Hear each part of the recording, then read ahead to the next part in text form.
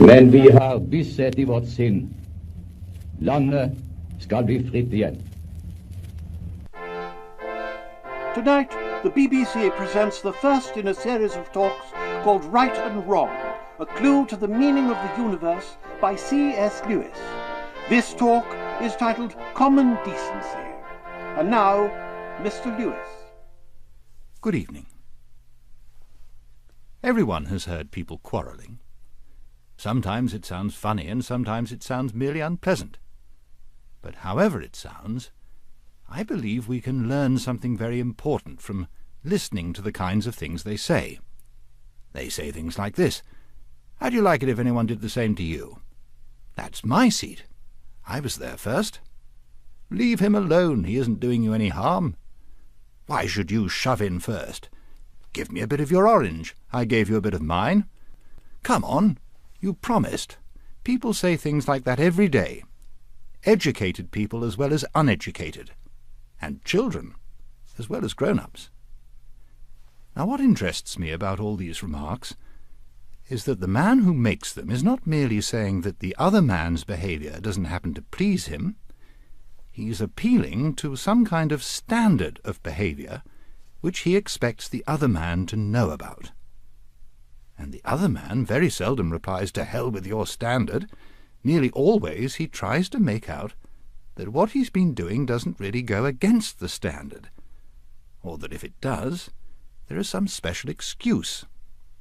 He pretends there is some special reason in this particular case why the person who took the seat first shouldn't keep it, or that things were quite different when he was given the bit of orange, or that something has turned up which lets him off keeping his promise. It looks, in fact, very much as if both parties had in mind some kind of law, or rule of fair play, or decent behaviour, or morality, or whatever you like to call it, about which they really agreed. And they have. If they hadn't, they might of course fight like animals, but they couldn't quarrel in the human sense of the word. Quarrelling means trying to show that the other man is in the wrong, and there would be no sense in trying to do that unless you and he had some sort of agreement as to what right and wrong are, just as there'd be no sense in saying that a footballer had committed a foul unless there is some agreement about the rules of football. Now this law or rule about right and wrong used to be called the law of nature. Nowadays, when we talk of the laws of nature, we usually mean things like gravitation, or heredity, or the laws of chemistry. But when the older thinkers called the law of right and wrong the law of nature, they really meant the law of human nature.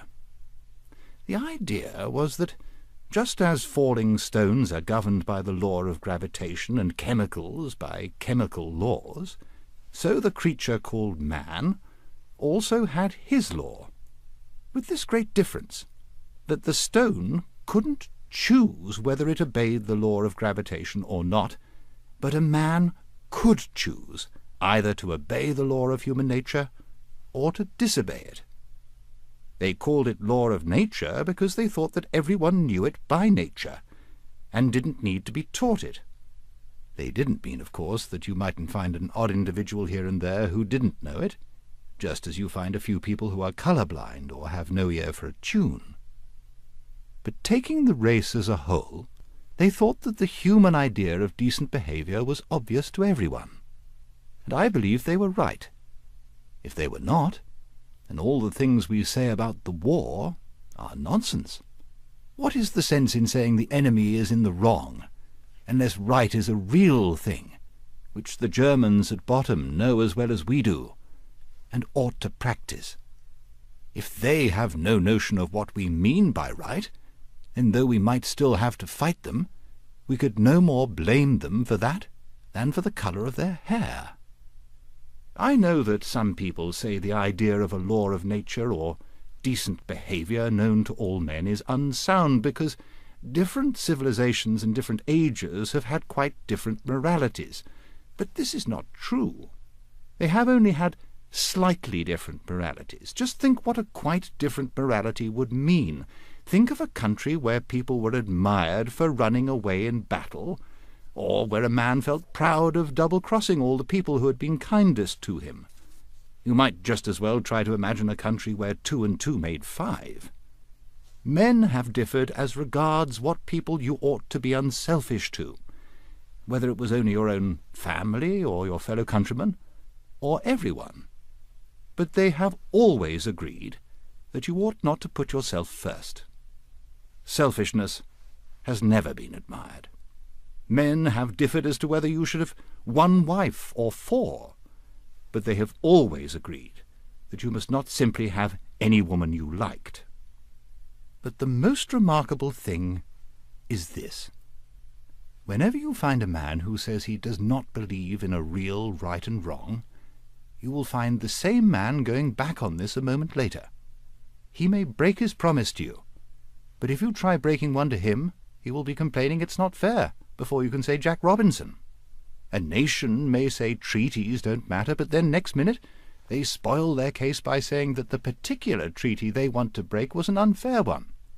But if treaties don't matter, and if there is no such thing as right and wrong, in other words, if there is no law of nature, what is the difference between a fair treaty and an unfair one?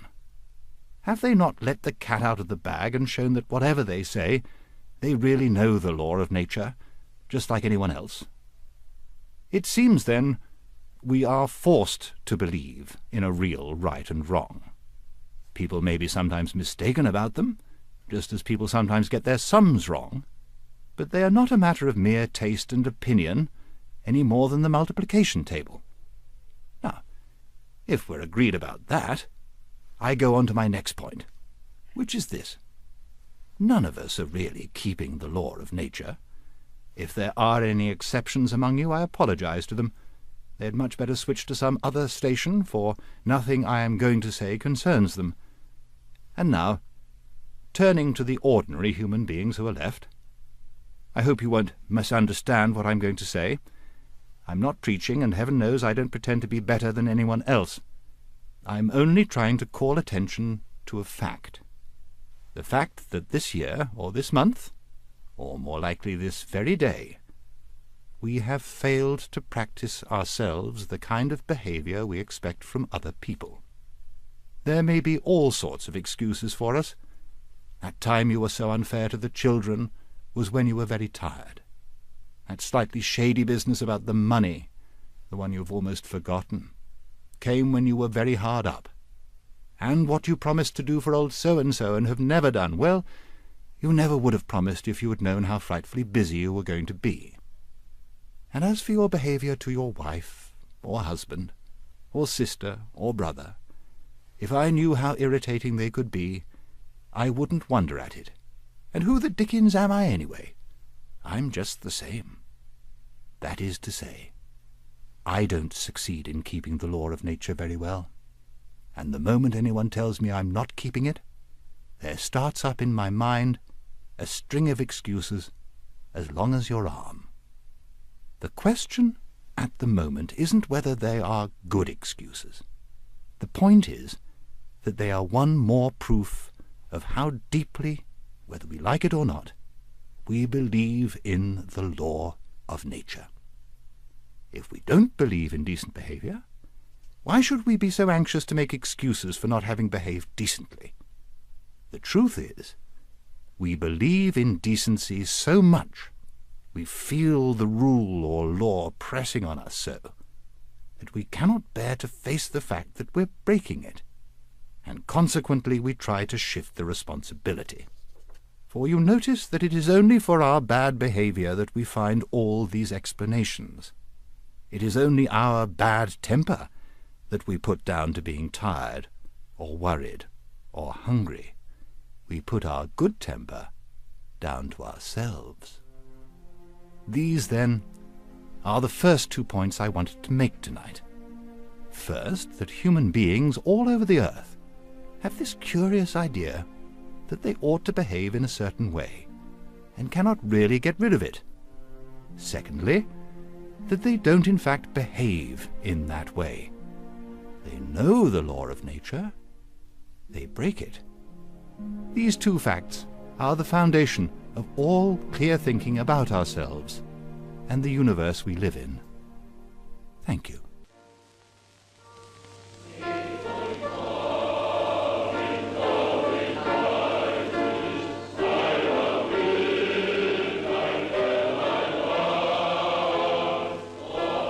On into the night goes the singing, for on the morrow the Eisteddfod opens.